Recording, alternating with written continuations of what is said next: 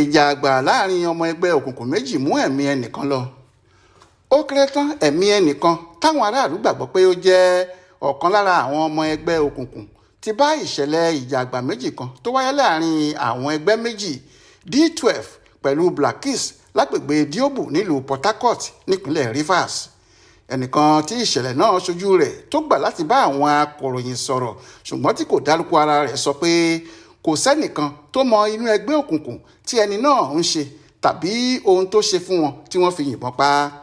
Agbègbè Mile 1 ní Diobu níjà náà ti kọ́kọ́ bẹ̀rẹ̀ gẹ́gẹ́ bó ṣe sọ lọ́jọ́ ìṣẹ́gun tísídẹ̀ẹ́ ọjọ́ 22 oṣù kẹrin yìí kó tó di pé ó tàn dé agbègbè Mile 3.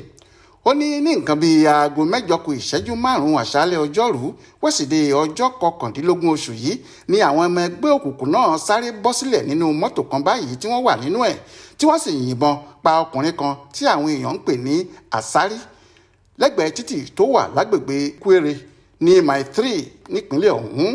Wọ́n ní lójú ẹsẹ̀ ni ọkùnrin yìí ti kú bí àwọn oníṣẹ́ ibi ọ̀hún sì ti rí ohun tó ṣẹlẹ̀ ni wọ́n ti sá lọ nítorí ìbẹ̀rù àwọn agbófinró.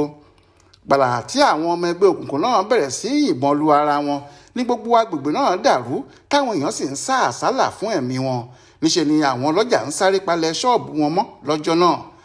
Aláròyé gbọ́ pé ó ti pẹ́ díẹ̀ táwọn ọmọ ẹgbẹ́ òkùnkùn méjèèjì ọ̀hún D12 pẹ̀lú Blackis ti ń ja ìjà àgbà láàrin ara wọn ṣùgbọ́n tó jẹ́ pé tí àkókò yìí ló fẹ́rẹ̀ẹ́ le jù. Èèyàn 3 ọ̀tọ̀ọ̀tọ̀ la gbọ́ pé wọ́n ti pa. Olóògbé Asari yìí ló jẹ́ tuntun tí wọ́n ṣẹ̀ṣẹ̀ pa lọ́sẹ̀ yìí. Alukoro iléeṣẹ́ àwọn ọlọ́pàá ìpínlẹ̀ náà Grace lóhun pàápàá ti gbọ́ sọ̀rọ̀ náà ṣùgbọ́n àwọn ọlọ́pàá tẹ̀sán Upolu tó wà lágbègbè ọ̀hún kò tí ì fọ̀rọ̀ ọ̀hún tó òun létí gẹ́gẹ́ bí ìlànà iṣẹ́ àwọn. Adéwálé Adéoyè ló ṣàkójọpọ̀ ìròyìn yìí fún Aláròyé online television.